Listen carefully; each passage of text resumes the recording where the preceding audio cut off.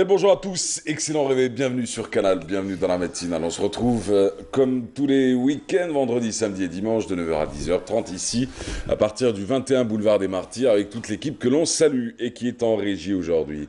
Alors camarades, en ce nouveau jour de Ramadan, je crois que ça fait une semaine pile, ça fait une semaine que...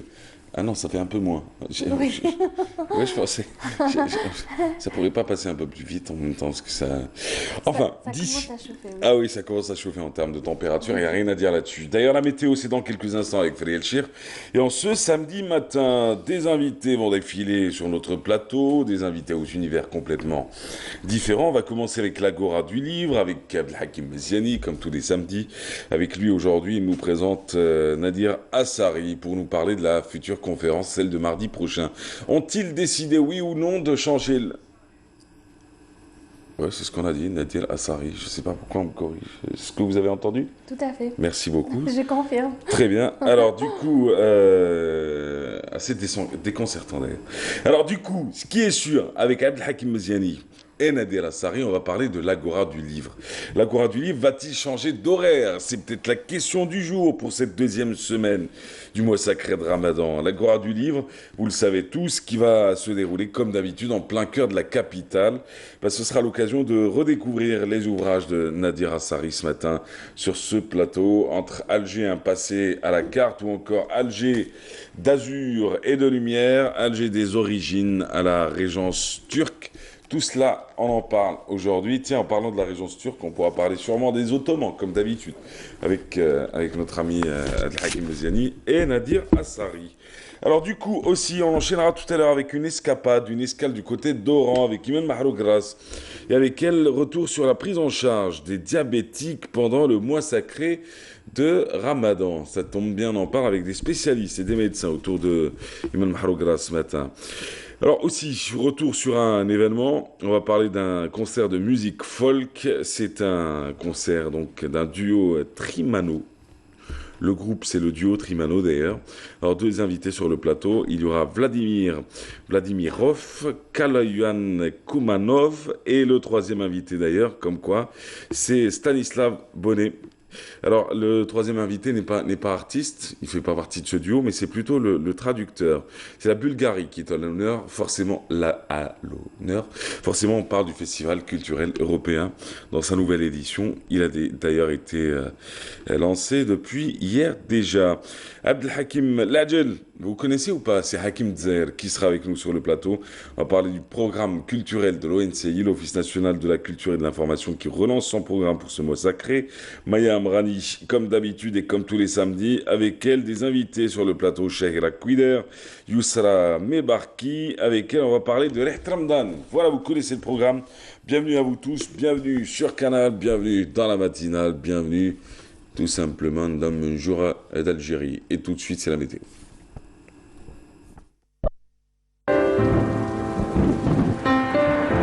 Avec Mobilis, suivez l'air du temps. Mobilis, partout, avec vous. Voilà, et la météo de ce matin, vous le savez tous, ça se passe avec Frédéric, cher Frédéric. Est-ce qu'il va continuer à faire aussi chaud qu'hier? Tout à fait. Mahrez, bonjour tout d'abord, bonjour à vous et bonjour aussi à tous ceux qui nous regardent ce matin. Et oui, il fera chaud, le temps s'annonce relativement chaud aujourd'hui encore. Nous sommes au mois de mai et les températures repartent à la hausse vers le nord qu'en vers le sud. Et le côté ciel, le temps sera voilé après dissipation de brumes, de nuages bas. Le soleil s'imposera largement au nord comme au sud. Météo Algérie prévoit quelques foyers orageux à partir de l'après-midi à l'intérieur avec possibilité de quelques faibles pluies vers l'intérieur est. Sur la partie sud, le maintien d'une activité pluvio-orageuse, localement assez marquée vers le Hogar, le Tassili, a signalé aussi des soulements de sable au Sahara central. On passe aux températures. Les voici. Eh bien, on attend 27 degrés à Alger. Il fera 31 cet après-midi à Tizi Ouzou, 24 pour Annabas, Kikda, c'est le minimum, 33 à Guelma, 32 pour Al-Beyod, 34 à Rilizan, Chlef, c'est le maximum aujourd'hui vers le nord, 31 à Tlemcen. Sur la partie sud, le maximum pour Adrar, Insalah, l'extrême sud avec 43 degrés, 40 à Ilizi, 36 à Biskra, 39 à Bchar, 41 degrés à Tindouf, 35 à Tamanrasset et Janet. Aujourd'hui, le soleil se couchera à 19h43. Vous avez toujours le site de Météo Algérie, les 3 w.meteoalgérie.dz. Je vous remercie pour votre attention. Profitez du soleil. Évitez de vous exposer entre midi et 14h, si vous pouvez, bien sûr. Sinon, à tout à l'heure pour d'autres nouvelles du ciel. Merci pour votre attention. Avec Mobilis, suivez l'air du temps. Mobilis, partout, avec vous. Voilà, petit rappel à l'ordre de la part de Frédéric Cher ce matin. En même temps, on est au mois de mai. Bah oui, c'est pas Voilà, faux, ça. c'est tout à fait normal. On va pas s'attendre à des 14 degrés. Quoique, on ne sait jamais avec les changements climatiques. Oui. Merci, à midi. À midi donc pour le l'autre rendez-vous de la météo. Nous dans quelques instants c'est Abdelhakim Meziani sur le plateau avec Nadir Assari. Tous deux vont nous parler de l'Agora du livre, tous deux vont nous parler de la conférence qui sera animée et la présentation des œuvres et des ouvrages de Nadir Assari et ça se passe à l'Agora du livre. On en parle d'ailleurs dans quelques instants. Juste après d'abord cette parenthèse musicale. Bah oui, on ouvre avec, pourquoi pas. Melen Mbarak El Marassem. On se retrouve juste après.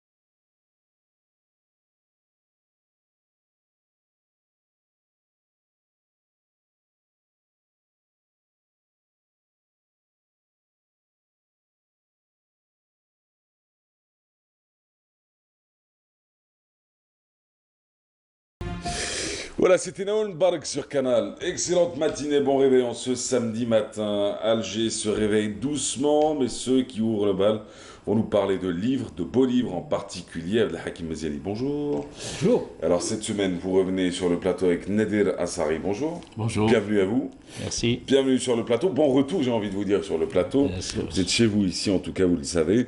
Alors du coup, on va parler de l'Agora du livre. Oui. Moi, la première question, avant même d'entrer dans les œuvres, le parcours de M. Nadir Assari, c'est peut-être sur l'horaire. La semaine dernière, j'avais parié que sur la deuxième semaine, vous alliez changer pour passer de 14h à 22h. Et la réponse est... La réponse est... Et Tu me dois une sinoua de Qalbellouz. pourquoi? C'est moi qui perds ou c'est vous qui gagnez? C'était tout simplement magnifique. À 14h. Il y avait même des grands super. jours à la librairie Mediabook. Oui. Un monde des grands jours composé de personnes très intéressantes et très intéressées certainement par l'illumination sublime qu'est le soufisme. On rappelle juste que l'auteur de la semaine dernière était... C'était Mohamed Atbi, donc, qui a développé son argumentaire autour du soufisme, bien placé qu'il est, puisqu'il est dans une zawiya qu'il a créée à l'intérieur de la Casbah. Justement, la fondation Casbah était en force ce jour-là, puisque pour des raisons évidentes, elle a été parmi les premières associations à consacrer un travail intéressant au soufisme à Alger. Effectivement, avant l'avènement de l'association des ulama, Alger fut une citadelle imprenable du soufisme. Elle était symbolisée à l'époque par la personnalité de Cheikh Abd-Halim Ben Smaya, un grand soufi révolutionnaire par-dessus le marché qui avait remis à sa place Cheikh Mohamed Abdou de l'université d'Al-Azhar lorsqu'il était venu prendre une fatwa pour inviter les jeunes Algériens à rejoindre l'armée française. Ben Smaya lui avait tout simplement rétorqué que les Algériens n'avaient pas à mourir pour un pays qui les colonise et qui les dépersonnalise. Donc la Fondation Kasbah avait organisé à l'époque à la fois un hommage à l'association des ulama et en même temps au soufisme. Et ça s'est bien passé. Mais ça va être long parce que si on revient sur la conférence de la semaine dernière, ça va être un peu compliqué de la débriefer. J'en suis ravi, d'autant plus que je gagne à la grande déception de ma femme une sniwa qalbelous. Non, ce qui est sûr, moi ce qui m'arrange, c'est qu'en fin de compte, vous ne changez pas d'horaire et du coup, j'aurais pas à vous l'apporter le soir. Mais j'aurais pas à vous l'apporter à 14h, je l'apporterai plutôt le soir. Mais alors, on verra mardi prochain avec... à quelle heure? À 14h À 14h avec aussi. notre ami Assari, à 14h. On verra si les Algériens vont être... Ah oui, sortir un retraité déjà le matin très tôt, c'est déjà... un dur labeur, et puis le soir, très tard après le. Mais je pense que vous ne connaissez pas réellement la retraite, vous, Nadir Assari. Oui, bon, on a des appréhensions à circuler à Alger avec toute la circulation qu'on connaît, le stationnement. Non, mais il cache son jeu, Nadir. C'est un homme actif qui veut dire qu'il est. C'est un homme actif, il a quand même 3 beaux ouvrages sur Alger. Exact. Ça serait intéressant justement d'en parler. Bien sûr. Tu es algérois, bien sûr, et je pense que ce n'est pas par rapport à ça que tu as écrit ces ouvrages, d'autant plus que la lumière y domine, puisque à chaque fois, elle est citée. Moi, je suis parti du constat que Alger était quand même assez mal connu. Oui. Et, non seulement à l'étranger, parce que l'image d'Algérie, déjà, elle est un peu estompée, mais aussi par ses habitants, propres habitants. Et puis, à l'époque, quand j'ai commencé à m'intéresser à cela, il y avait très peu d'ouvrages aussi qui parlaient d'Alger. Donc, ma curiosité aidant, j'ai décidé de prendre le taureau par les cornes et commencer à m'intéresser à l'histoire de cette ville, dont je ne connaissais pas en tous les cas, que j'ai découvert en tout cas au fur et à mesure de mes recherches. Je suis parti par un fonds documentaire que m'a légué mon père à l'époque, parce qu'il était intéressé par l'histoire du pays, l'histoire d'Alger.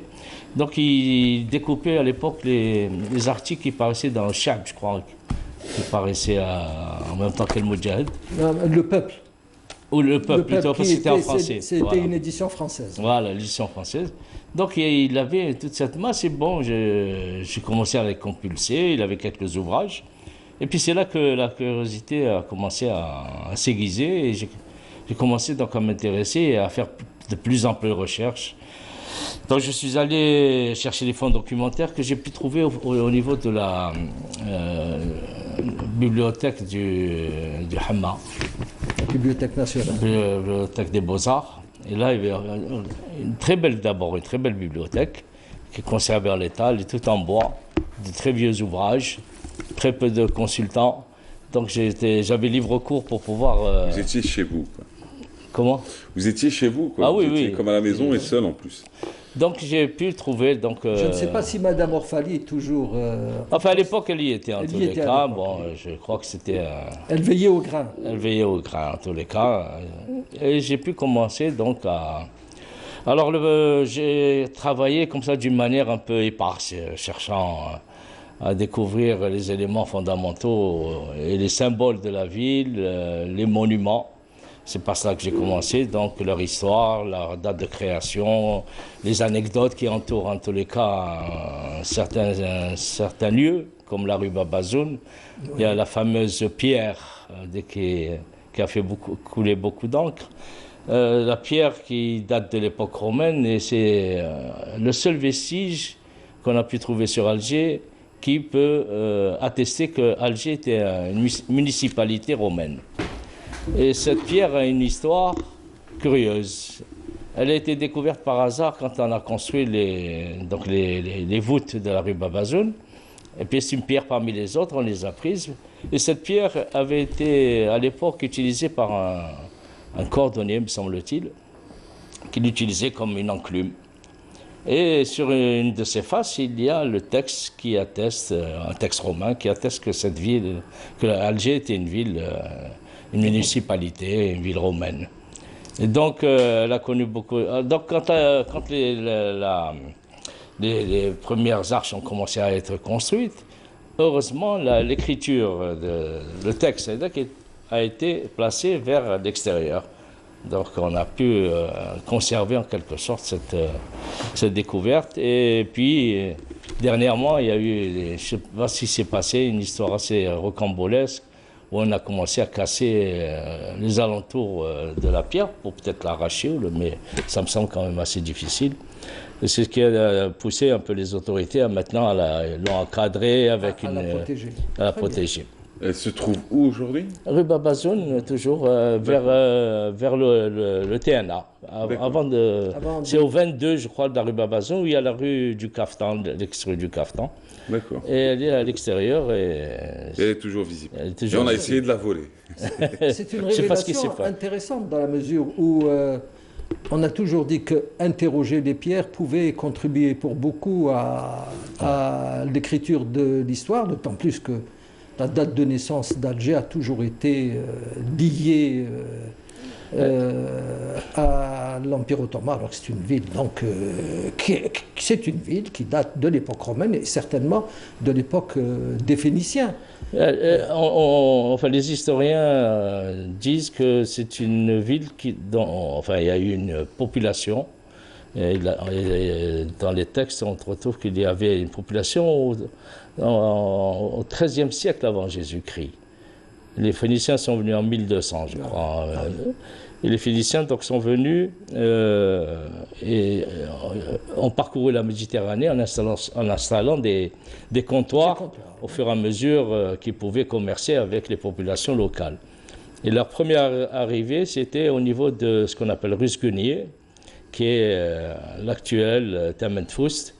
Donc ils sont installés un comptoir là-bas. Et puis après, ils se sont aperçus. De la capitale. Oui, ils sont aperçus qu'il y avait des îles, les îles qui constituent l'appellation d'Alger, le Djezaïr. Donc ils se sont rapprochés d'Alger, de ce qu'était Alger à l'époque, et ils sont installés sur les îles. C'était intéressant pour eux parce qu'ils pouvaient commercer avec les populations locales tout en étant en sécurité. Ils n'étaient pas sur la terre ferme, ils étaient un peu en retrait. Et puis il y avait beaucoup d'eau à Alger. Il y avait beaucoup d'eau à Alger. C'est Alger qui alimentait la Mitidja à l'époque, donc ce sont des raisons qui expliquent pourquoi les civilisations s'installent quelque part. Ah oui, absolument. Alors, et par rapport à ces îles-là, que sont-elles devenues depuis?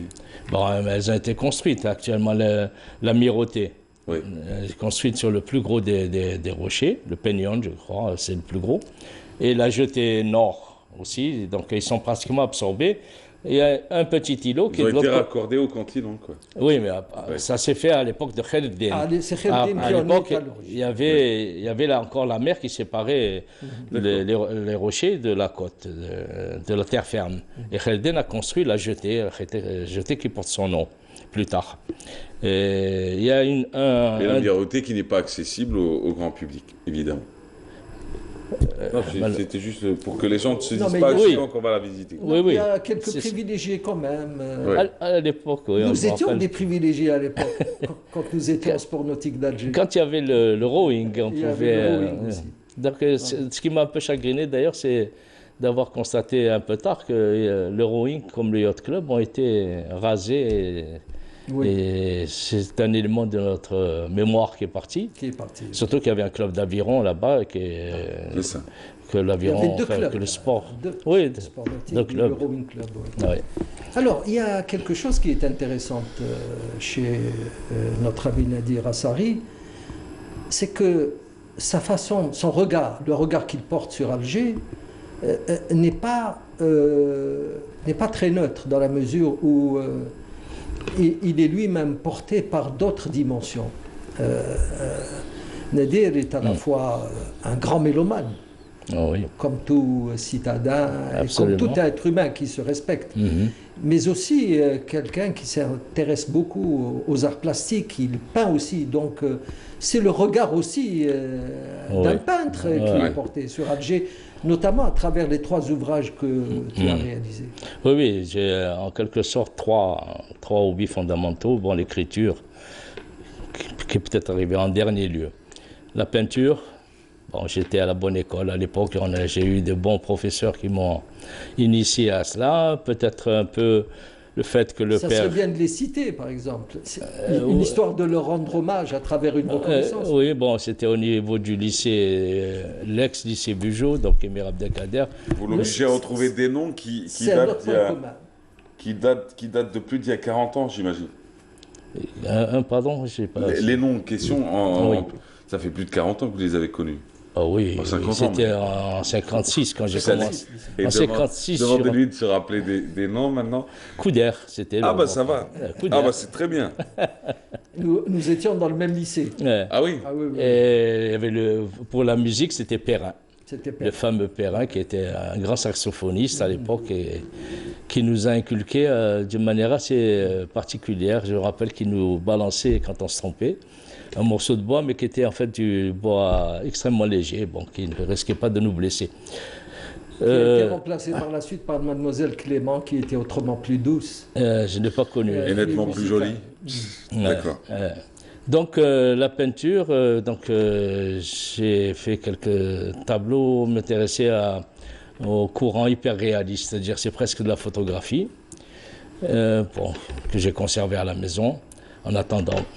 Et la photo aussi, donc c'est qui m'a permis d'ailleurs de faire le dernier ouvrage, puisque j'ai choisi cette formule.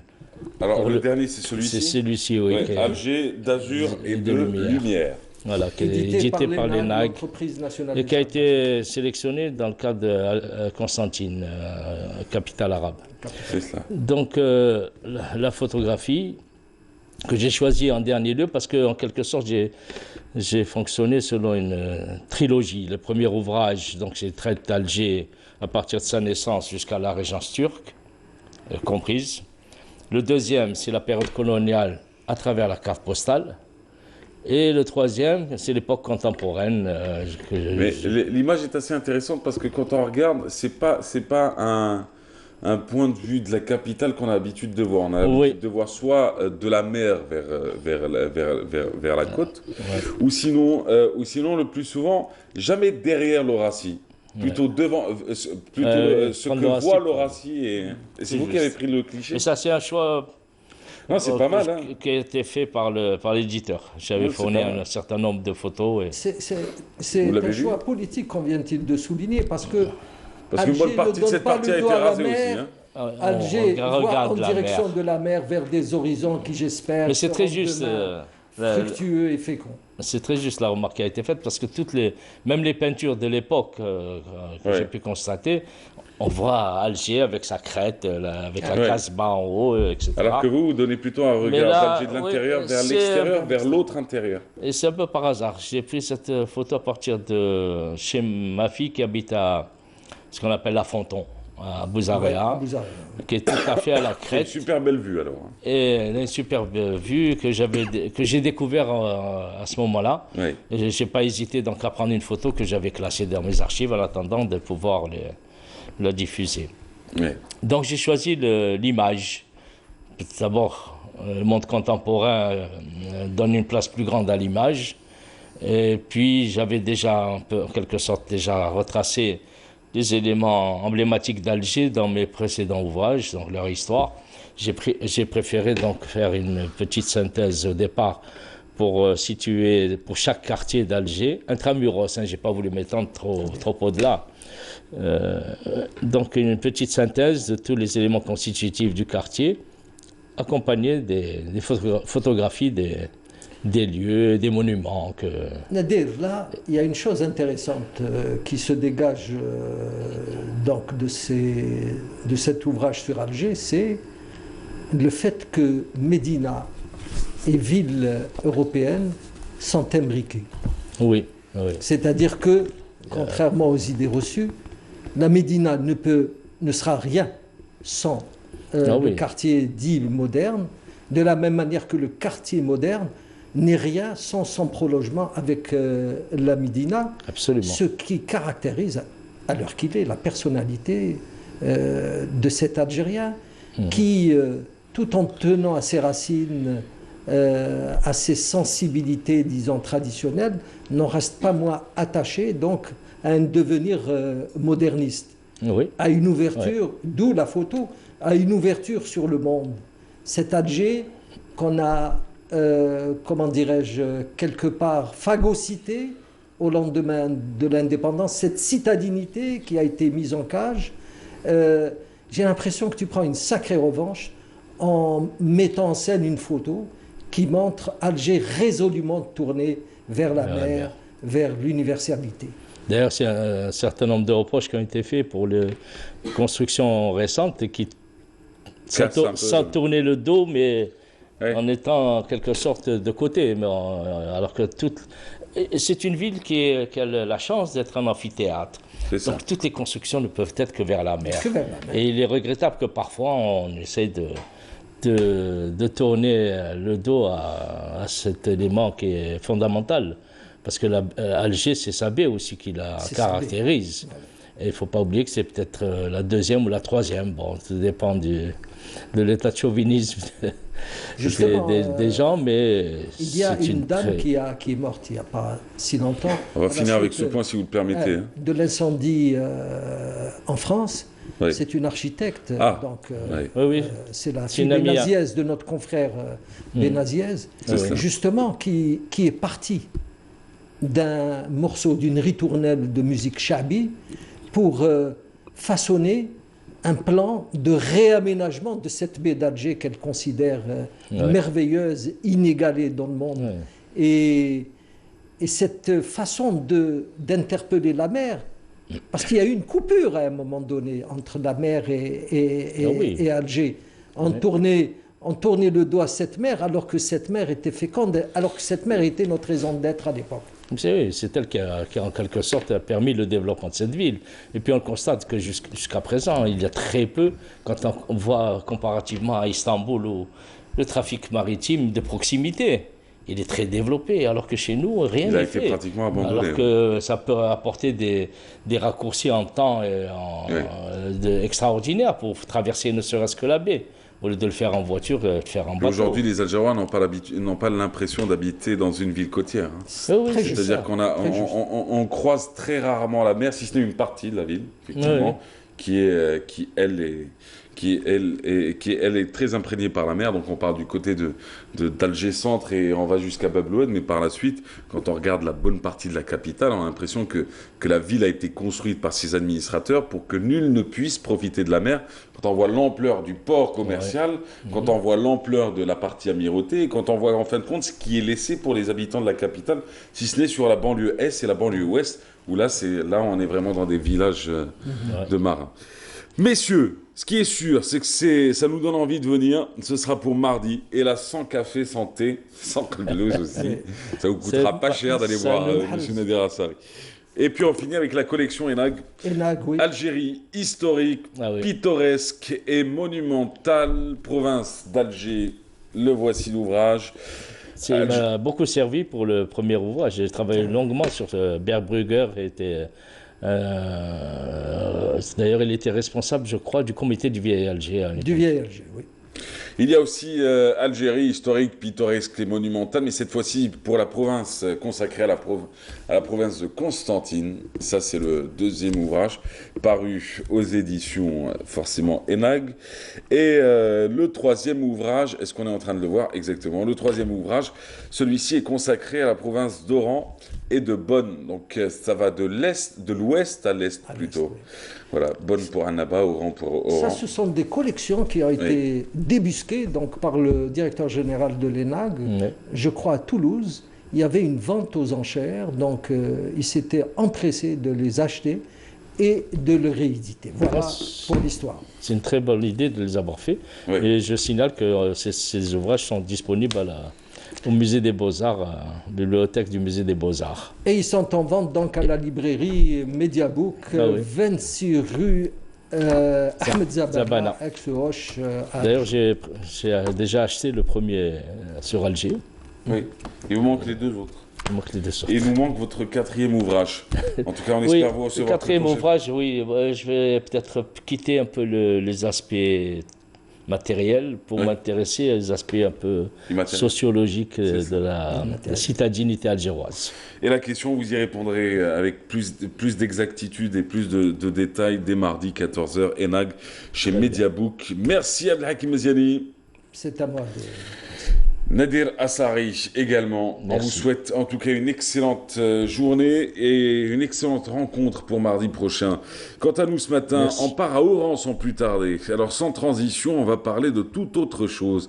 On va revenir sur la prise en charge du diabète, surtout durant le mois sacré de Ramadan.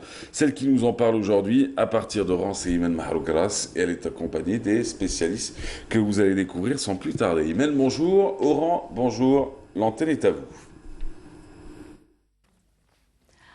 Bonjour Alger, bonjour à vous tous. C'est bien le changement d'habitude, voire d'alimentation, des règles, généralement le métabolisme, et c'est le cas pendant le mois de Ramadan et plus particulièrement pour les personnes diabétiques. Voilà, c'est un petit peu difficile pour eux normalement, mais on va en débattre sur cette question avec Dr Ben Khalifa Toufiq. Alors lui, il est maître assistant en endocrino-diabétologie. Bonjour. Bonjour. Merci d'avoir accepté notre invitation. C'est moi qui vous remercie. Eh bien, le sujet du diabétique et le Ramadan, d'ailleurs, il revient à chaque fois, même pendant l'année. D'ailleurs, on prépare un petit peu ces malades à accueillir et bien vivre aussi Ramadan. Alors, le diabète, l'identification de cette pathologie qui, on va dire, nous touche de près ou de loin. Pour commencer, Ramadan Moubarak pour tout le monde. Merci, bon Ramadan à vous aussi. Oui, on va commencer en fait par une petite définition de ce que c'est que le diabète. En fait, réellement, le diabète, c'est une hyperglycémie, une augmentation du taux de sucre dans le sang. C'est une hyperglycémie chronique, c'est-à-dire qui est durable. Et en fait, cette hyperglycémie chronique, elle a pour conséquence, en fait, ultérieurement, des lésions au niveau des petits vaisseaux et aussi des gros vaisseaux, et c'est ce qui est à l'origine des complications du diabète en fait. Donc en fait, cette hyperglycémie, chez le sujet adulte, on estime qu'une glycémie qui dépasse les 1,26 g à jeun, en fait, est une hyperglycémie qui donc le diabète est installé. On ne peut pas dire. Alors d'ailleurs, j'espère, je vais mettre l'accent sur. J'ai l'habitude de rencontrer des personnes. On me dit, voilà, on a trouvé une hausse de glycémie, mais le médecin nous a dit, on est en état de prédiabète. Alors s'il vous plaît, voilà, le docteur vous met l'accent sur ça et vous dit qu'il n'y a pas de prédiabète. Soit le diabète est installé, soit il n'y est pas. En fait, le diabète, comme diagnostic, c'est à partir d'une glycémie à jeun qui dépasse les 1,26 g ou une glycémie à tout moment de la journée, en période postprandiale, qui dépasse complètement la normale. Qui dépasse 2 grammes. Donc en fait, ça, c'est globalement les glycémies qui posent le diagnostic du diabète. Maintenant, il y a les sujets normaux. Les sujets normaux, ils ont des glycémies à jeun qui ne dépasseraient pas les 1 gramme. Et après une charge en sucre, n'importe laquelle, ça ne devrait pas dépasser 1,40 g. Alors, entre 1 gramme et 1,26 g, ça, c'est une étape intermédiaire. Réellement, en fait, il y a des gens qui appellent ça prédiabète, mais on ne sait pas si c'est un prédiabète. Prédiabète, ça sous-entend une période qui précède le diabète. Exactement. Mais en fait, il y a des gens qui restent avec ces glycémies-là, en fait, pendant toute leur vie. Donc, on ne peut pas dire tellement prédiabète. On appelle ça hyperglycémie modérée à jeun. Donc, en fait, c'est les dénominations qui sont admises par la classification actuelle du diabète. Une classification qui est adoptée par l'OMS notamment. Exactement. Voilà. Alors, on dit le diabète type 1, diabète type 2. Alors, quelle est la différence? de type 1 et type 2? Alors globalement, la différence essentielle, c'est dans l'étiologie, ça veut dire l'origine de la maladie, l'origine du diabète de type 1 qui survient généralement chez l'enfant, l'adolescent ou l'adulte jeune, c'est la destruction des cellules productrices d'insuline au niveau du pancréas. Globalement, c'est ça le diabète de type 1, c'est une destruction brutale qui s'installe rapidement et totale. Et qui touche beaucoup plus les enfants, c'est ça? L'enfant, l'adolescent et l'adulte jeune. Voilà. Ce qu'on appelle le diabète juvénile. C'est le diabète juvénile, c'est exactement ça. Et en fait, l'anomalie essentielle, c'est cette destruction d'origine auto-immune, c'est-à-dire c'est des anticorps qui, à l'origine, ont vocation à s'attaquer aux virus et aux bactéries, vont s'attaquer à des cellules humaines. Ouais. En fait, c'est ce qu'on appelle une maladie auto-immune. Donc l'immunité va se retourner contre le corps humain et ça détruit les cellules bêta. Donc c'est le meilleur exemple de la maladie auto-immune. À partir du moment où 90% de ces cellules sont détruites, eh ben, le diabète est déclaré. Maintenant, le diabète de type 2, c'est un peu plus différent parce que en fait le processus de déclin de la fonction de la cellule bêta qui produit l'insuline, oui. Alors ce déclin-là, il est progressif et il n'est pas dû à une destruction des cellules par l'auto-immunité. Il est dû par en fait une perte de fonction progressive de la cellule. Et en fait, ces pertes progressives de la cellule chez le type 2, c'est ce qu'on voit en fait comme conséquence de la malbouffe, comme on dit. Ça veut dire l'excès pondéral, l'obésité, et en fait l'excès de consommation de sucreries, de calories, et qui va en fait avoir comme retombée une très mauvaise en fait fonction de la cellule bêta, qui ne va pas être capable de sécréter l'insuline en fait en adéquation avec la quantité de sucre ingérée. Donc c'est ça. Très bien. Alors comment se fait la mise en place des mesures hygiéno-diététiques pendant le mois sacré? Alors, surtout pour le sujet diabétique. Oui. Bon, pour les... Voilà, parce que le sujet est très lent, donc on va un petit peu se limiter pour le sujet diabétique. Comme tout le monde le sait, le premier volet du traitement du diabète en général, c'est les mesures hygiéno-diététiques. Ça veut dire quoi en fait? C'est en fait la première chose, l'organisation de la diététique avant qu'on ne parle de régime ou tout ça. On parle actuellement de mesures hygiéno-diététiques. C'est une organisation de l'alimentation de la personne diabétique. Ça veut dire en fait, selon le poids du patient, selon en fait son âge, on va déterminer à peu près ses besoins caloriques et on va les répartir dans la journée, généralement en 3 repas principaux. Et en fait, en quelques collations s'il veut, c'est pas un problème. Pendant le ramadan, qu'est-ce qui change? On n'a pas les 3 repas, on a un repas principal et un deuxième petit repas. Hein, et c'est un repas qui n'est pas constant. Il y a des gens qui peuvent vraiment prendre, des gens qui ne peuvent pas, qui ne tolèrent pas en fait pendant le sahur une grande quantité d'aliments. Ils n'arrivent pas à manger. Donc en fait c'est la première différence. Donc on leur demande en fait d'avoir une attitude très proportionnée vis-à-vis de ce nombre de repas. Et ce qui nous est demandé en fait, c'est d'avoir une alimentation équilibrée pendant les 2 repas qu'on a précités, le sahur en fait et le ftor. Et il ne s'agit pas en fait de cumuler les quantités avant Ramadan et d'essayer de les rattraper pendant le mois de Ramadan après l'iftar. C'est pas évident. Parce qu'en fait la nuit est trop courte. Et on ne peut pas en fait accumuler le nombre de calories qui étaient étalées pendant toute la journée avant le Ramadan, pendant cette petite période de la nuit. Et en fait, c'est ce qui est recommandé, c'est de diminuer la ration calorique carrément pendant le Ramadan. Diminuer la ration calorique pendant le mois de Ramadan, c'est-à-dire parce que le nombre de repas diminue. Exactement. Ah, ça, oui. C'est logique. Et comment adapter le traitement au mois sacré? Alors, je vais juste faire des petits rappels avant d'entamer le volet du traitement.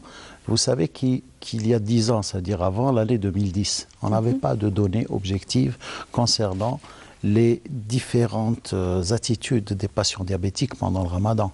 Il n'y avait pas d'études cliniques, ça veut dire en médecine, on a besoin d'études cliniques pour savoir en fait quelles sont les différentes caractéristiques des maladies et comment pouvoir les traiter. Donc ces études cliniques, en fait, ont été entamées en 2004, une étude qui s'appelle EPIDIAR, une deuxième étude qui s'appelle l'étude CRID, et l'étude CRID, l'Algérie y a participé. Et en fait, c'est des études très importantes qui ont montré, première chose, que 80% des diabétiques type 2 faisaient le carême pendant le ramadan, quel que soit le conseil prodigué par leur médecin, même s'ils sont à très haut risque. Première chose, justement, ils sont à très haut risque. 50% des diabétiques type 1, ça veut dire qu'ils sont sous insuline plusieurs fois par jour, font le carême pendant le ramadan. Et ça, c'est encore pire. Donc, en fait, c'est ces situations qui étaient vraiment des situations insoutenables, impossibles à gérer. Donc, on a commencé petit à petit à développer en matière de diabète pendant le ramadan des attitudes que pourraient suivre les médecins pour, premièrement, avoir des attitudes thérapeutiques qui permettent de diminuer le risque pendant le jeûne, même si le patient ne suit pas les conseils du médecin de ne pas jeûner, eh ben, on peut l'accompagner en disant au moins qu'il ne fasse pas d'accident ou d'incident liés en fait à des complications du ramadan. Donc, suite à cela, suite à ces études, suite à ces constatations, on a en fait pu déterminer des recommandations qui sont adoptées par en fait les sociétés savantes américaines, anglaises, françaises en fait. Vous allez trouver dans toutes les recommandations internationales un volet consacré au mois de Ramadan. Parce qu'il y a en fait une très grande population musulmane en Europe et aux États-Unis. Et donc, première chose, on a commencé en fait à éduquer le patient sur le plan hygiéno-diététique, en lui conseillant en fait d'avoir iftar et suhour, et de ne pas trop grignoter entre les deux. Exactement, oui. Et pour éviter, deuxièmement, voilà, en fait, de déterminer quel est le traitement idéal pour le patient, et on va le voir plus tard. Qu'en est-il pour les patients, qu'en est-il pour les patients qui mettent leur insuline 3 voire 4 fois par jour? Voilà, en fait, comment ils peuvent quand même concilier leur traitement et l'adapter suivant les journées longues, par exemple, de Ramadan? Très bien. Alors, les traitements qui posent problème, les traitements les plus à risque sont les traitements qui donnent des hypoglycémies. L'insuline en premier lieu, et les sulfamides, en fait une classe de médicaments qu'on appelle les sulfamides. Donc l'insuline en premier lieu, donc il y a les patients qui sont insulinés une seule fois par jour. Et cette insuline, c'est une insuline qu'on appelle basale, c'est-à-dire c'est une insuline que le patient doit s'injecter avant de dormir et qui a pour mission essentielle d'empêcher les hyperglycémies. Donc c'est une insuline lente? Une insuline lente. Donc cette insuline-là, en fait, quand le patient prend uniquement cette insuline avec des comprimés, c'est-à-dire des médicaments par voie orale, donc on peut l'adapter pendant le mois de Ramadan avec une seule injection au moment où, après l'iftar, juste après l'iftar, avec une petite diminution des doses au début de Ramadan. Par contre, les patients qui ont plusieurs injections par jour, c'est-à-dire une injection lente ou basale et des injections rapides. Les injections rapides, elles sont faites pour faire diminuer les glycémies après les repas. Rapidement. Et comme on a 2 repas pendant le Ramadan, le maximum d'injections rapides, c'est 2 injections pendant le Ramadan. Et pas 3 injections comme c'est le cas avant le Ramadan. Donc le schéma, disons, le plus compliqué et le plus complet de l'insulinothérapie, c'est l'association de 4 injections. Une injection de basale le soir et une injection avant chaque repas. Une injection de rapide avant chaque repas. Et pendant le Ramadan, en fait, on n'a que 2 repas, donc ce sera 2 injections uniquement de rapide. La première injection pendant le ftour et la deuxième injection pendant le suhour devraient être absolument réajustées. Et on devrait diminuer la dose de la deuxième injection. Sinon, notre patient, après suhour, au réveil, il va développer une hypoglycémie. Donc, cette diminution des doses peut aller jusqu'à la moitié, 50% de la dose. Ah, quand même. Oui. Donc, la dose du ftour, on la laisse telle qu'elle. Parce que le ftour, il est vraiment chargé. Il est consistant. Très Et qu'en est-il pour les sucreries? Alors, les sucreries... Parce que des fois, ils se disent, tiens, parce qu'on ne mange pas toute la journée, donc on va faire des réserves de sucreries pour ne pas tomber en hypoglycémie pendant la journée. Donc, qu'en est-il pour cette, ces péchés mignons? Donc, en fait, cette histoire de réserve, en fait, est toujours la porte à tous les excès. parce qu'en fait, personne ne nous oblige à avoir des réserves plus qu'il n'en faut. Donc, dans la majorité des cas, entre 150 et 200 grammes de sucre sont nécessaires pour une personne adulte assez corpulente. Donc, pendant le ramadan, on n'est pas obligé de dépasser cela, malgré que la période de jeûne peut durer ce qu'elle peut durer. Donc, en fait, il devrait y avoir même une diminution de cette ration parce qu'on n'a que 2 repas. Donc, on ne peut pas, en fait, avoir une consistance de sucre de la même manière qu'avant le ramadan. On est obligé de diminuer cette ration. C'est une occasion. En fait, le mois de Ramadan est une occasion pour diminuer une bonne fois pour toutes ces sucreries-là. Ces sucreries qui font mal des fois, qui détruisent. Je parle spécialement de 2 choses.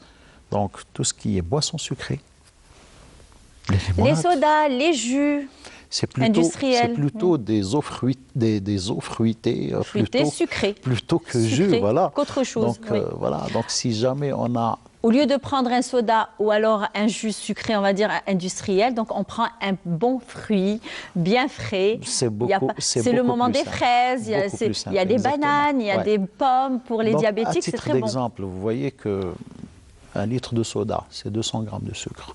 Et une poire entière, c'est combien? C'est même pas 5 grammes de sucre. Voilà. La différence. Donc, la balance, vraiment, elle est nette, elle est évidente. Elle est nette. Alors, juste une dernière question, docteur Ben Khalifa. Alors, dans quel cas il nous est interdit de faire Ramadan? Alors, là, après les études que j'ai citées auparavant, on a pu quand même déterminer des catégories de patients selon le risque qu'ils encourent si jamais ils veulent faire carême. Et on a déterminé 4 catégories de risques. Donc la première catégorie, c'est le risque très élevé. Très élevé, ça veut dire quoi? C'est-à-dire que c'est des personnes en fait qui courent un très gros risque de complications immédiates pendant le ramadan. Immédiates. Voilà. Et c'est les patients les plus compliqués. Ceux qui ont des complications de diabète déjà. Ceux qui ont un diabète généralement... Voilà. Et compliqué. Donc les complications du diabète rénal, ophtalmique, cardiovasculaire, etc. Hypertension. Deuxièmement, lorsque une personne est très déséquilibrée. Ah ben dire que, avant d'entamer le ramadan, ils ont ce qu'on appelle l'hémoglobine glyquée. Exactement. En fait, le critère à partir duquel on peut juger de l'équilibre de quelqu'un. Donc quand elle dépasse 10%, on ne peut pas laisser quelqu'un jeûner, c'est pas possible. Ça, c'est un suicide. Bien sûr. Et quand les glycémies en fait moyennes dépassent généralement les 3 grammes, là, on est dans une situation à très très haut risque. Il y a les autres catégories, c'est les patients qui ont des pathologies graves associées au diabète. Exactement, telles que les cardiopathes, les asthmatiques et en fait toutes les pathologies générales invalidantes et même les pathologies neurologiques invalidantes. Celles qui peuvent atteindre la mémoire aussi, sans, en fait, en ligne de compte, font partie de cette catégorie. Aussi, le diabète de type 1, parce qu'il est insuliné 4 fois par jour, la femme enceinte, et l'insuffisance rénale qui est en dialyse. Alors, ce genre de personnes, il est strictement interdit de faire le jeûne. C'est clair, net et précis. Il y a la deuxième catégorie, c'est les catégories à haut risque. Donc, après celle à très haut risque. Donc, à haut risque, c'est les patients qui sont déséquilibrés d'une manière un peu moins importante. L'hémoglobine glyquée est entre 8 à 10%. Donc, ces patients-là, en fait, généralement, ils n'ont pas des complications et généralement, en fait, ils sont sous traitement susceptibles de donner des hypoglycémies, comme l'insuline et comme les sulfamides. Alors, ces personnes-là, donc, si elles prennent l'avis du médecin, le médecin va leur dire de ne pas jeûner. Eh ben voilà, c'est le médecin qui vous demande de ne pas jeûner, c'est impératif. Ça, sinon, ça aurait... Premièrement, il y aura des retombées très négatives sur notre santé. Donc, soyez indulgents avec votre santé pendant le mois de Ramadan. Donc, merci, Dr Ben Khalifa, d'avoir accepté notre invitation et de nous avoir éclairé sur cette pathologie qui est quand même sournoise. C'est une maladie très bien... Bon, quand on la gère bien, c'est notre amie, mais quand on va dire, la délaisse, eh bien, elle risque de nous attaquer. C'est tout à fait normal. Donc, merci de nous avoir suivis, chers amis téléspectateurs. Je vous souhaite de passer une bonne journée. Je vous donne rendez-vous la semaine prochaine avec un autre direct et d'autres invités. Au revoir. Iman Mahrougras, à partir d'Oran, merci à vous. On se retrouve au 21 boulevard des Martyrs. On a parlé de la prise en charge des enfants diabétiques. Bonjour. J'ai une impression. J'entends des bruits aujourd'hui. J'ai l'impression, je sais pas, c'est des mirages de sons et d'images. Alors du coup, ce matin, comme annoncé, on s'intéresse au Festival culturel européen. Il a été lancé hier dans sa 20e édition du festival. D'ailleurs, avec une thématique principale, c'est le vivre ensemble. Le vivre ensemble célébré à l'Opéra d'Alger. C'était avec Jamel Laroussi. C'était la soirée de l'Union européenne d'ailleurs. Il n'était pas seul, il était accompagné de la chorale du Vivre Ensemble. C'était hier et aujourd'hui, c'est le début des concerts. Alors les concerts vont se dérouler où? Ils se déroulent à l'Oref, à Riyad El Feth en particulier, à la salle Ibn Zeydoun pour être plus précis. Et aujourd'hui à l'honneur, ceux qui ouvrent réellement le bal de cette 20e édition, c'est la Bulgarie. La Bulgarie est représentée par plusieurs invités. D'abord Stanislav Bonev, bienvenue à vous, vous êtes deuxième secrétaire. Bienvenue sur le plateau, vous serez et vous accompagnez les artistes qui sont avec nous aujourd'hui. Ils viennent tout droit d'une ville qu'on appelle Plovdiv. Oui, Plovdiv, voilà, le groupe vient de Plovdiv. On va en parler dans quelques instants. Vladimir Vladimirov, bienvenue à vous. Alors vous êtes artiste, vous jouez d'un instrument traditionnel bulgare qui s'appelle le tamboura. À côté de vous, votre acolyte, d'ailleurs c'est un duo qui sera présenté ce soir, c'est Kaloyan Kumanov. Alors vous, c'est l'accordéon qui sera à l'honneur. Bienvenue à vous. Comment on dit en bulgare bonjour? Dobarden. Dobarden. Dobarden. En tout cas, bienvenue à vous. Ça nous fait plaisir de vous recevoir. Bienvenue à la Bulgarie. Merci, bienvenue merci. à la Bulgarie Bonjour sur ce plateau. Alors, d'abord, pourquoi le choix du duo Trimona? Est-ce que vous pouvez nous en parler? Il représente quoi ce duo Trimona? C'est quoi? C'est un symbole par rapport à la musique bulgare? C'est quoi exactement? Може ли да ни разкажете малко защо сте избрали дуото Тримона? Защото е традиционно, българско или по какви причини? Идеята е да представим нашата традиционна музика в Алжир и затова сме тук под дуото Тримона. Защо точно вашата група може би има предвид? Защо точно Тримона? Да, по-скоро. Не, защо сме избрани? Защото съчетаваме както традиционна българска музика, фолклорна, така и модерно звучение. Alors, nous sommes venus ici, nous sommes été choisis parce que nous production de musique traditionnelle folklorique bulgare avec des interprétations plus modernes. Et donc, nous sommes ici pour présenter la musique traditionnelle bulgare aux Algériennes. C'est la première fois sur le continent africain? За първ път ли сте на африканския континент? Не, аз съм бил в Мароко преди с мистерията на българските гласове съм концертирал. Аз съм за първи път.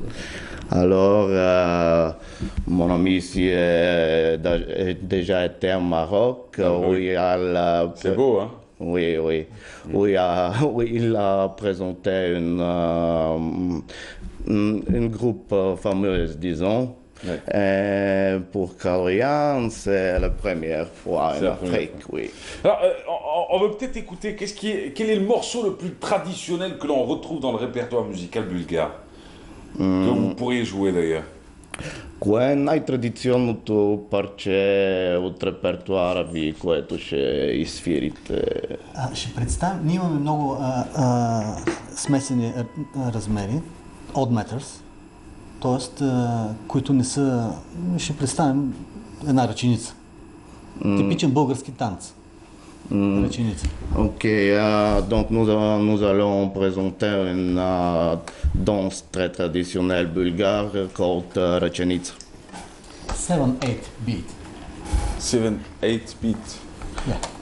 Je ne sais pas comment dire ça, mais en aucune langue. 7-8. Moi, I know 6-8. Never 7-8. You have 7-8. On a le 6-8, nous, c'est en termes de rythme. Les beats, c'est le rythme. Hein, c'est le rythme oui, je comprends. Et eux, ils ont le 7-8. Ah bah, c'est parti, 7-8. Allons-y.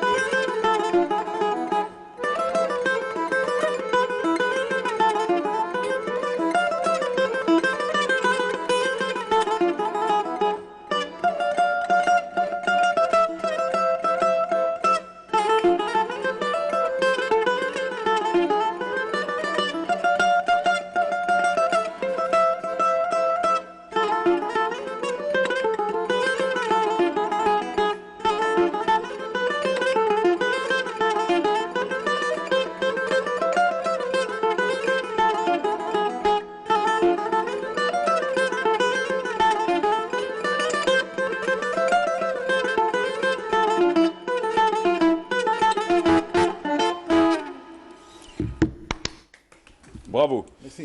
La rencontre entre les deux, qui peut nous en parler? Vous êtes rencontrés quand et ça fait combien de temps que vous faites partie de cette même aventure qu'on appelle le Trimona? Отношенията между вас какво може да ни кажете, кога сте се срещнали и от кога свирите в този проект Тримона? Ние с Владо се познаваме отдавна, още от студентските години и сме свирили в така от време на време, обаче аз после заминах за чужбина, живях в Барселона. Там участвах в много различни проекти и сега съм се върнал в България и така свирим от време на време и сме се събрали, този проект, който чувате в момента е специално за този фестивал. Donc, nous nous connaissons depuis les années d'université, mais nous nous sommes séparés parce que j'ai parti pour plusieurs années en Barcelone. Je suis retourné il y a 2 ans et nous avons joué ensemble ici et là-bas et à la fin nous sommes créés ce projet spécialement pour cet événement aussi de ce soir. Trimona, ça veut dire quelque chose en particulier? Тримона значи ли нещо? Това е старо име на нашия град, Пловдив. Тримонциум. Да, това е старото име и това идва от него. Да, идва от него. Идва от старото. Alors, ça devient du nom vieux de notre ville. Oui. C'était Trimontium. Et donc de la Trimona. Vous nous faites un truc, chantez. Chez le prêtre. Et je vous jure que la dernière partie de l'émission, j'ai même pas besoin de traducteur. Vous allez voir que quand on fait des interviews, quelquefois, tu n'as même pas besoin de connaître la langue et tu peux la faire. On finira avec 2 questions. On va essayer sans parler. Là. Alors on y va. Trimona. Et ce soir, ils seront sur scène. Ça se passe à 22h30. C'est à la salle Ibn Zaydoun, c'est à l'OREF. Et attention, c'est le Festival culturel européen. Donc 22h30, c'est 22h30. C'est pas 22h45, tu vois, par exemple. Alors on y va. Trimona. Yallah.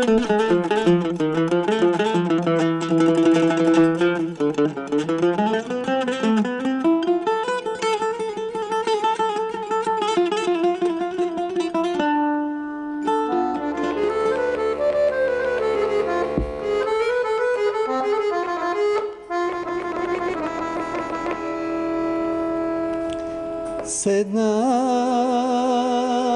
да вечерям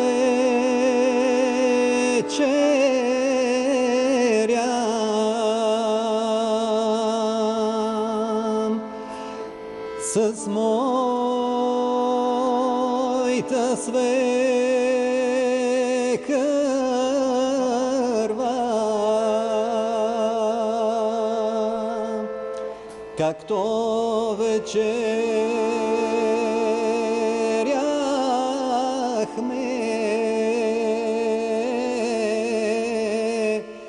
врата се похлопа.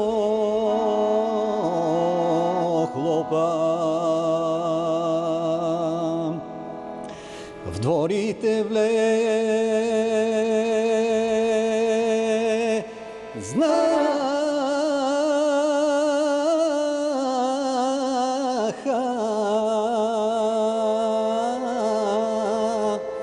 моите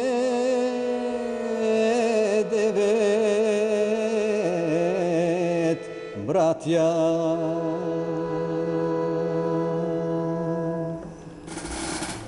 C'est très beau. Very nice. Merci. Thank you very much. Mais ça, c'est triste quand même. Ça parle de quoi? Това е тъжно, за какво се говори? Да, тъжно е. За жената, която е в къщата на родителите си, тя тъжи за своя роден дом и за родителите, за братята си, за баща си, за майка си. Значи не на родителите си. Не, тя е женена. Тя е женена. Мисля, при мъжа си, в къщата на мъжа си. Donc c'est vraiment triste. Il raconte d'une femme qui est déjà mariée et elle est triste pour sa maison ancienne. Alors, soit vous censurez l'histoire, si je ne comprends pas, soit j'ai pas compris. C'est-à-dire, vous êtes triste, enfin c'est une chanson triste, ça raconte l'histoire Ah, alors c'est l'histoire d'une fille qui quitte la maison familiale pour aller se marier, c'est ça? Qui a déjà quitté. Qui a déjà quitté, donc la oui. maison. Qui est déjà mariée. Oui, dont elle est triste. Oui, qui est Mais déjà pourquoi elle mariée. est triste? Est-ce qu'elle aime quelqu'un d'autre? Non, Non, même pas. Non. T'inquiète pas, Leur parent les manque. Ah. Ouais, lui manque. Ah bah oui. C'est vrai. C'est vrai, bon, c'est la vie. Ce soir, bonne chance en tout cas. Merci beaucoup. Je vous souhaite de prendre beaucoup de plaisir sur scène, de passer un moment exceptionnel avec un public qui, je l'espère en tout cas, sera exceptionnel. Je vous souhaite de beaux moments de partage et d'échange avec votre public, et puis que la Bulgarie en tout cas s'épanouisse ce soir à la salle Ibn Zaidoun. Vive la Bulgarie, vive le Festival culturel européen et vive l'Algérie. Vive l'Algérie. Évidemment, eh ben oui, on est chez nous. Merci encore. Merci Je sais que vous n'avez pas trop compris, mais moi j'ai compris. Après on fera la traduction, on vous racontera un peu tout ce que j'ai dit. Merci encore, c'était un plaisir. Je voulais vous dire un truc avant de partir, tiens. Je voulais vous dire, je sais pas, vous m'excuserez. Alors, Sbogom. Ah, c'est trop poétique. Ouais. Ça veut dire au revoir, non? Au revoir, mais trop poétique, trop catégorique pour toujours. Ah, adieu. J'ai mis sur Google. Виж, той има и конотация с Бога напред. Да, смисъл. Oui, ça veut dire littéralement avec le Dieu avant. Adieu. Adieu. Bon, bah. Au revoir. Au revoir. En tout cas, c'était un plaisir. Bonne chance. Ce soir, 22h30 à la salle Ibn Zaidoun, à Riyad El Feth, le festival culturel européen, avec le premier groupe, donc la Bulgarie. Hier, c'était l'ouverture avec l'Union européenne, forcément avec Jamel Laroussi et la chorale du Vivre Ensemble. Aujourd'hui, c'est Trimona. C'est un superbe duo à découvrir. C'est la musique traditionnelle, la musique moderne ici, un mélange entre les deux, tradition et modernité, de chez la Bulgarie qui sera à l'honneur. Eren Kaledi, ne ratez pas le rendez-vous. Nous, on se retrouve dans quelques instants avec qui? Avec Hakim Lajel, donc l'ONCI qui sera à l'honneur, Hakim Zer, vous le connaissez ainsi. L'ONCI et son fameux programme pour Ramadan, et Maya Amrani avec ses deux invités. Mais juste avant, c'est Mouna Nawel Hamoudi qui nous parle d'une école de danse, une école d'art pour les enfants. Ça s'appelle Arabesque. Allons-y.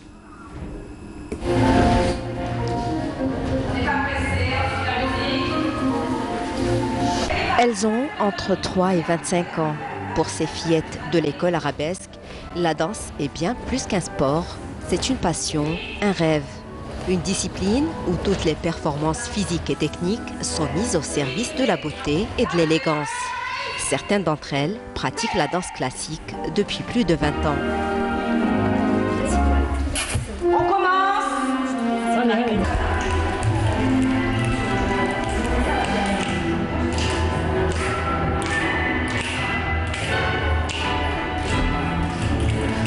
Quand j'ai choisi la danse, c'était pas vraiment un choix au début, parce que c'est mes parents qui m'ont inscrit.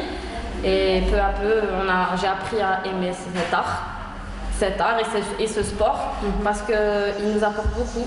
Il nous forge un caractère. Alors, depuis que j'étais toute petite, j'aimais danser. Déjà, je faisais des pas dans mon salon et tout. En voyant ma passion, mes parents m'ont directement inscrit chez Madame Lamousse. Et depuis, je ne suis jamais lassée de la danse. Jamais. Et ça m'a apporté beaucoup de choses, notamment la patience, le calme. Ça fait 4 ans que je fais de la danse ici à l'école arabesque. J'ai commencé parce que depuis toute petite, c'était mon... vraiment, j'ai aimé ça depuis toute petite et je m'enfermais dans la chambre et dansais pendant des heures et des heures. Donc j'ai commencé et ça forge vraiment le caractère, ça m'a rendue vraiment plus forte. Physiquement ou moralement, je me sens mieux dans ma vie professionnelle et... Regardez mes yeux, très bien, sur les fesses. Maintenant, je tourne mon pied droit, 1, 2. Camilla a 3 ans et fait à peine ses premiers pas dans la danse classique. Elle rêve déjà de devenir une grande ballerine. On ne bouge plus les pieds. Tête pliée, 1, 2, 3, 4. Et 1, 2, doucement. Je ne bouge pas les pieds. Pas beaucoup. 1, 2. Camilla, elles sont au départ. est-ce que tu aimes la danse classique?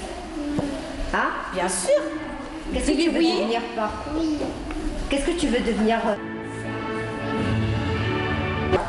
Je veux devenir Une ballerine. Voilà. Et tu viens avec qui ici? Tu viens t'entraîner avec qui? Avec Tati.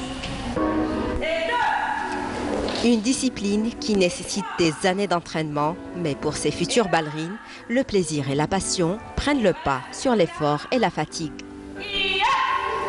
Quand on vous ramène un enfant, si vous voyez qu'il est trop jeune, mais on fait un test, on voit si le corps de cet enfant va être disposé à prendre part à un cours de danse classique, parce que la première année, c'est surtout le placement du corps, le développement du rythme, c'est-à-dire de l'oreille musicale, de la coordination. La nature, elle a une importance dans la danse. La nature, elle a une importance. Le fait est que vous verrez les dispositions physiques des unes et des autres, le coup de pied, les ouvertures, la souplesse. L'école arabesque est un établissement où la passion est forgée par une véritable formation. Ces danseuses rêvent de devenir les ballerines de demain, mais pour cela, elles savent qu'il faudra travailler très dur. Un sacrifice face auquel elles n'hésitent pas, car la danse classique est le rêve de leur vie.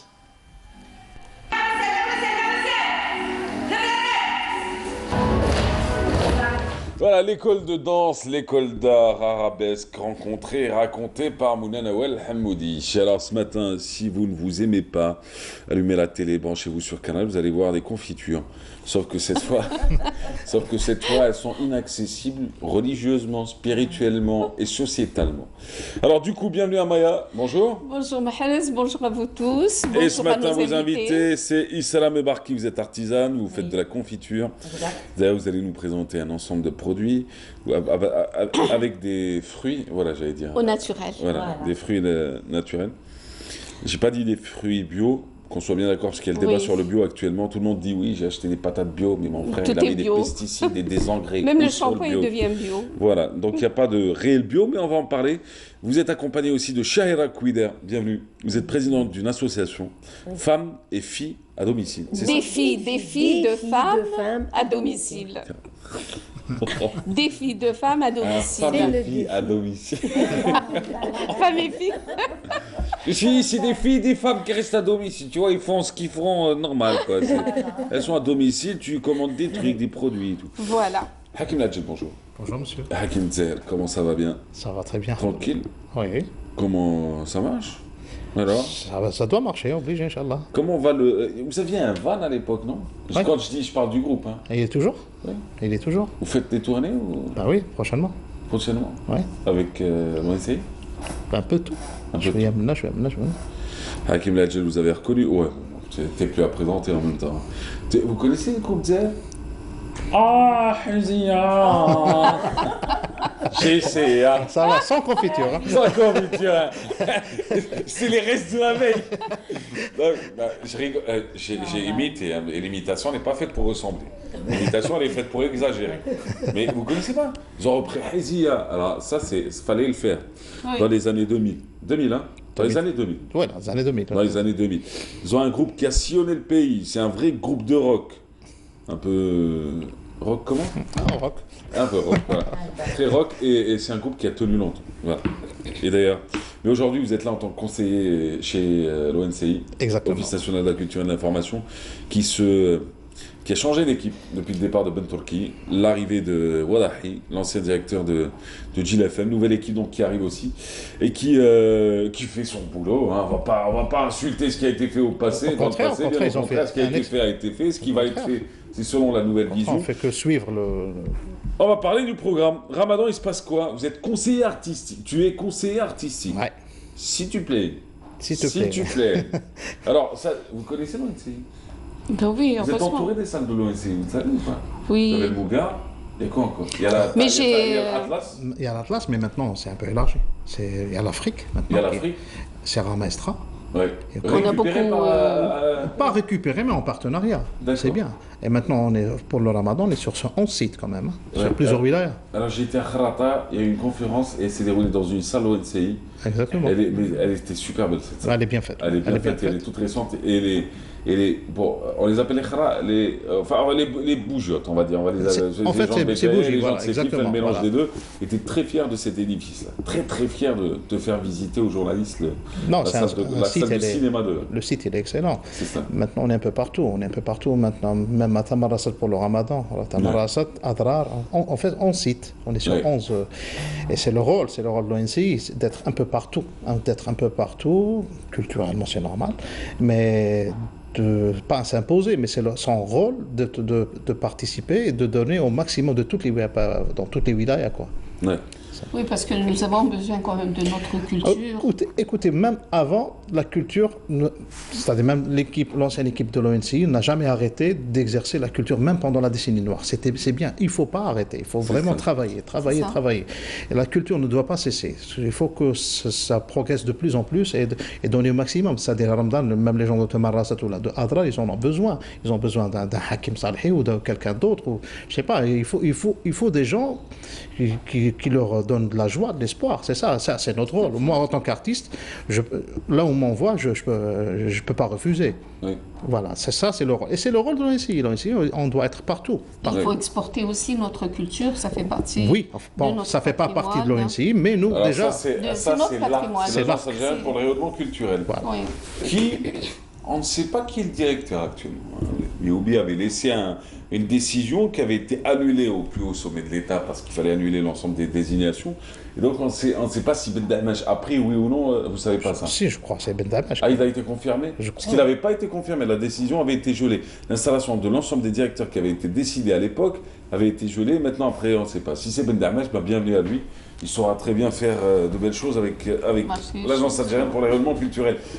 Ramadan, qui fait alors, moi je suis bien avec lui. Oui. Ah oui, on s'entend très bien. Premier concert, c'était hier, c'est ça?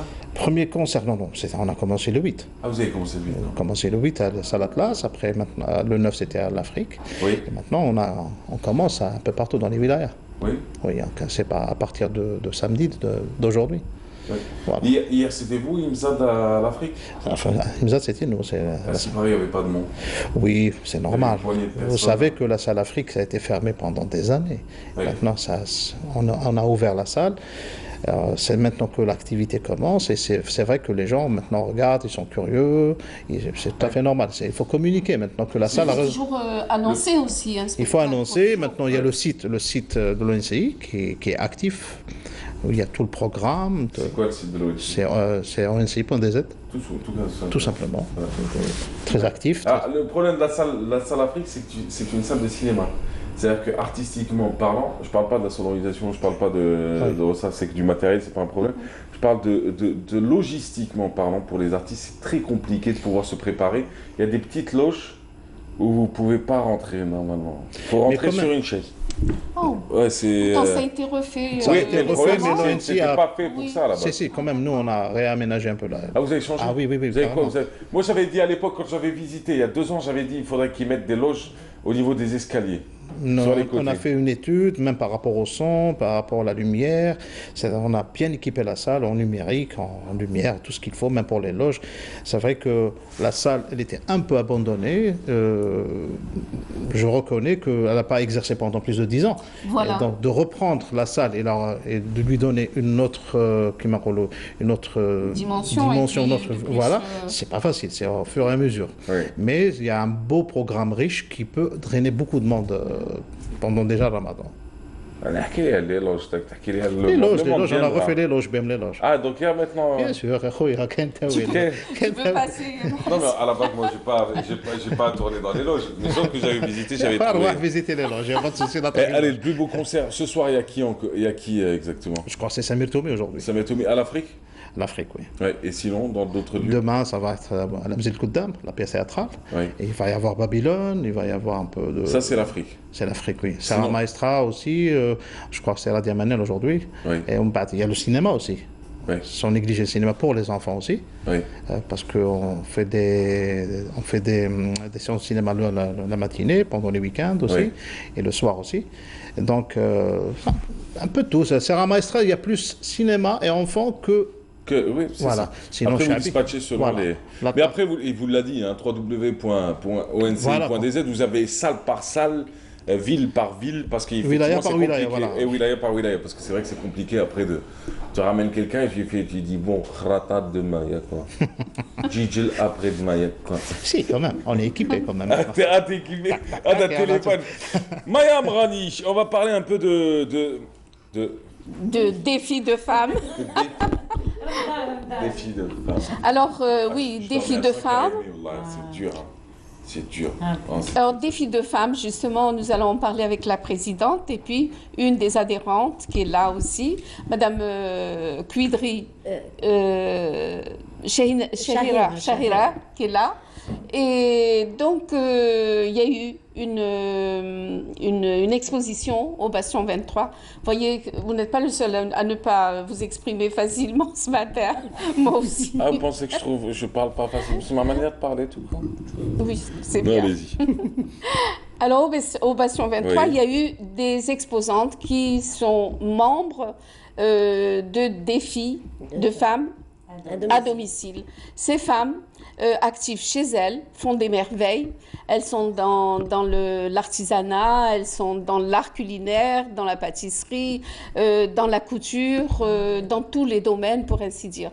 Alors, pour mieux nous en parler, justement, Madame Shahira va nous en parler. L'événement qui était au Bastion 23, c'était Rihat Ramadan. On a fait spécialement avant Ramadan pour donner, parce qu'on a l'habitude, les femmes algériennes préparent avant Ramadan. Oui. Donc on a fait tous les articles qui concernent la femme. La vaisselle, la gastronomie, les tenues traditionnelles, le tbaq al-henna t'a tahara, parce qu'en Algérie c'est sacré, Flil 27. Et on a fait un petit spectacle, on a montré les coutumes, les traditions, le bouqala, le qada, voilà, un peu de tout. Oui. Alors justement, comme je suis venue vous voir au Bastion 23 et j'ai assisté à la fête de la Bouqala, la soirée de Ramadan, on reviendra vers vous tout à l'heure puisqu'on va vous voir dans le sujet déjà. Vous allez présenter ce que vous faites. Donc Mahrez, on va lancer les images. Oui, avec plaisir. On les attend, ces fameuses images. 6 minutes de reportage, Chini Maya Mrani, on se retrouve juste après.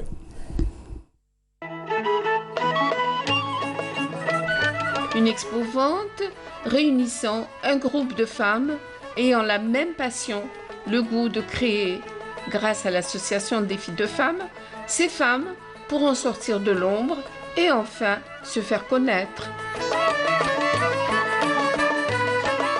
Je fais la confiture, où il y a l'algérois. On reste toujours l'algérois, où les préparatifs, je les ai faits pour Ramadan, Inch'Allah.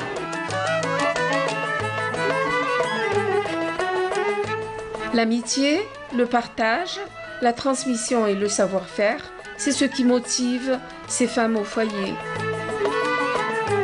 Je présente ici baklawa, makrout, kaki nakash, c'est de Béjaïa, il est de Béjaïa, d'origine de Béjaïa.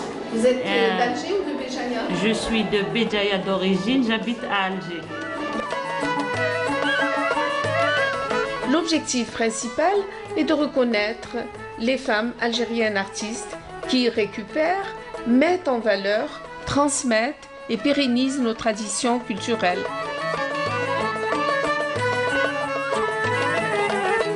Je fais le crochet. D'habitude, je fais le trousseau de la mariée.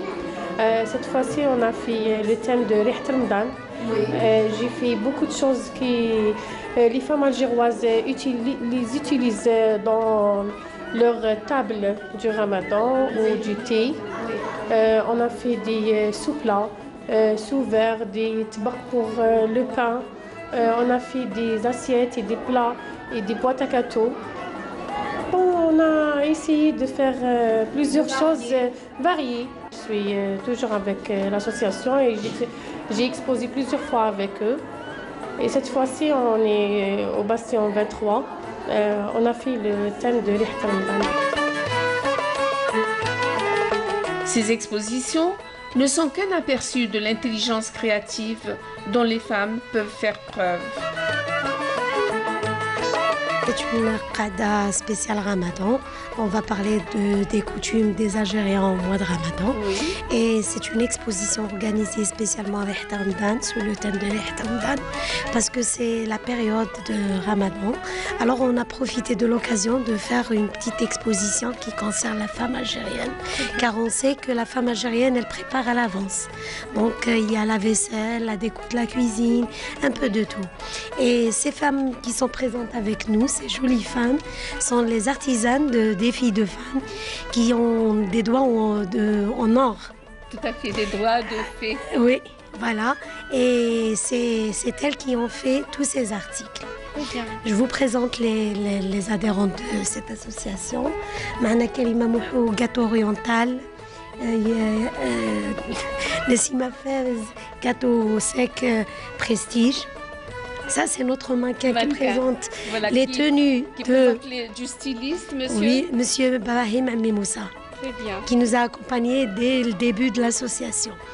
Donc, il y a aussi Madame Kioussa, la vice-présidente, et c'est une couturière qui fait des articles bébés, déco de maison. Il y a aussi Isra. Isra, c'est une femme qui fait de la confiture artisanale, revisitée, d'une manière moderne. Il y a aussi Nafisa Beriret qui fait la déco sur verre. Kenza qui fait le tbaq de henna, spécialisé le tbaq de henna, comme vous voyez là, c'est un tbaq spécial Tahara. On a pensé un petit peu à tout. On ne peut pas parler de Ramadan sans parler de la Sahara, des gâteaux, le thé, etc. On ne peut pas parler de Ramadan sans parler de la bouqala. Bismillah. شجرة الياسمين نايضة في وسط الغرفة، عروقها سكنجبير وغصانها قرفة، والله ما ننساك يا زينة الوقفة. Alors on va donner une autre boukhada aussi. قال لك همي ما يشتكى ولا شكيتو، نشكيه للسما والبر والبحر ولا غرستو ينوض نوار ويا سعد اللي قطفو. هذه ليكم واللي راهم حاضرين هنايا والجزيريه الحره ان شاء الله. بسم الله بديت وعن بي صليت وعلى الصحابه رضيت، يا الحاضرين صغاو لهاد الفال، حبت القاع البحر وفرشت الزربيه، جات لي يا حوريه قالت لي وش بيك يا البنيه، قلت لها سعدي راح ومشى عليا. ندير طبق الحنه توسكي سبيسياليز في طبق الحنه، طبق العروسه ولا طبق تاع المطهر. دونك في طبق تاع الطهاره فيه يكونوا فيه الشمع دائما لي بوجي، يكونوا في طبق تاع الطهاره يكون فيه لو غام اللي يديروه المطهر، وفيه لاسيت اللي فيها اللي نديروا فيها الحنه. دونك فوالا هذا هو طبق الطهاره تاعنا. في ليلة 27. وي في ليلة 27 ولا في ليلة النص، لي زالجيريان معروفين يطهروا ولادهم باش يتباركوا بهذاك النهار تاع النص تاع ولا ليلة 27 باسكو البركة تاعها عظيمة.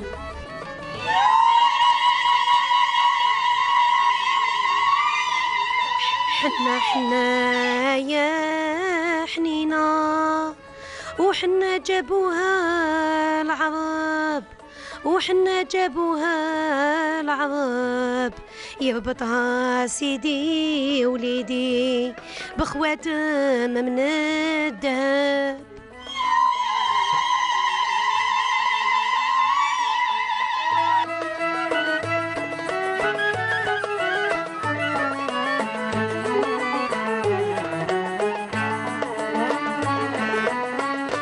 Rituels et traditions nous plongent dans l'ambiance festive du Ramadan. Voilà, excellente matinée à vous tous. C'était Maya Amrani. Ça s'est passé où, ça? Bastion 23. Au Bastion 23. Alors voilà, c'était très festif. C'est un beau lieu. C'était très agréable. Tout le monde était en tenue traditionnelle. Et puis l'endroit s'y prête. Ça a un petit peu mis beaucoup plus de couleurs. Oui.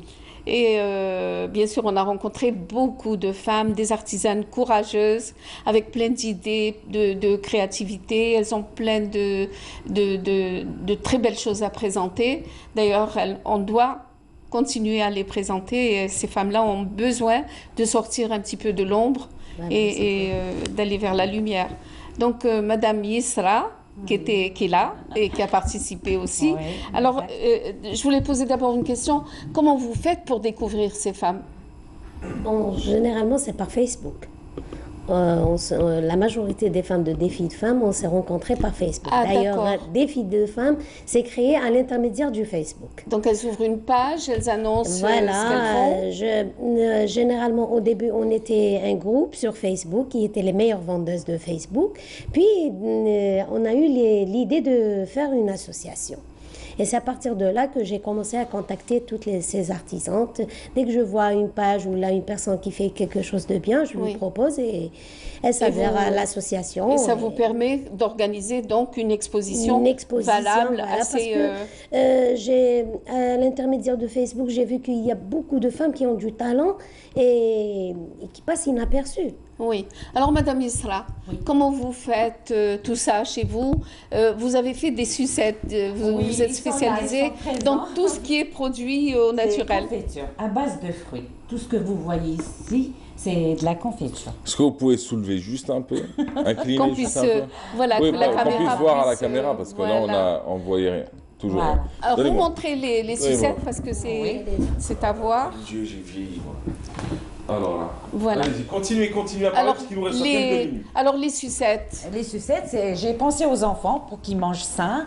Et ben, j'ai fait dedans, c'est une pâte de fruits à l'orange. Vous montrez les sucettes. Non, c'est pas je vais manger. Est-ce que c'est. Bon, vous n'allez pas me sortir les anciennes C'est phrases. parfumé, c'est parfumé. Ouais, mais je suis fatar, Ça dépend ce que tu manges. Mais tu connais l'histoire de celui qui sent les mets où il avec un bout de pain. Et ensuite, le restaurateur lui fait payer le fait d'avoir humé les odeurs de ses plats. Tu le sais, tu connais cette histoire. Voilà. Alors, le il lui a fait entendre aussi le son de sa monnaie pour dire, ben maintenant, voilà, je t'ai payé. L'autre, il a humé, l'autre, il a... C'est ça. Alors voilà, les sucettes donc, sont à base de légumes, sont à base de fruits. De fruits et légumes, par exemple, les sucettes, j'ai fait de la fenouil. Oui, pour les que les coins, enfants puissent manger les l'orange, légumes en même citron et les carottes. Et ma touche, il y a même dedans des amandes, des noix, voilà. Et qu'est-ce qui vous a mené Date vers aussi. ces fabrications, cette création? Eh ben, c'est pour que les enfants mangent sain. Par exemple, un enfant, il mange, il ne sait pas ce qu'il mange. Mais dedans, il y a des dattes, des carottes. C'est sain. Voilà, ça lui apporte quand même... Et les enfants d'aujourd'hui, ils ne mangent pas, hein, franchement. Oui. Mais il y a cloche. Alors, j'ai fait ça aux enfants. Au les coins. Vous faites toutes sortes de confitures, bien sûr. Toutes sortes de fruits, par exemple, les coins. Là, vous avez des coins. Vous avez même les carottes séchées. Vous avez les citrons en orangette au citron ou ça. à l'orange. Voilà. Ils ont vu. Ah oui, je les ai vus. C'est des orangettes à l'orange, naturelles. Et au sucre. Très parfumé. Voilà, bien sûr, c'est le conservateur naturel. C'est dur. C'est Oui, c'est de l'orange. C'est de l'orange, carrément. Il veut manger.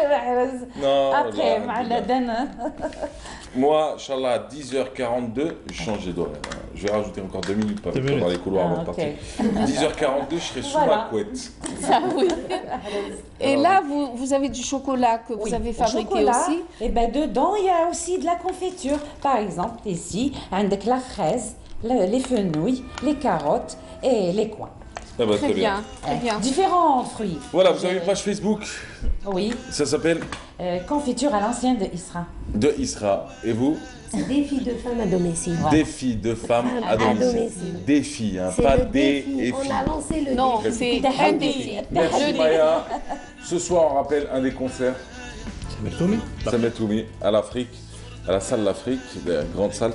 Et puis sinon, vous avez onci.dz, c'est le site. Exactement. Bonne chance. Merci. C'est un plaisir. T'as reconnu? Bah oui, ça c'est ma chanson, je crois.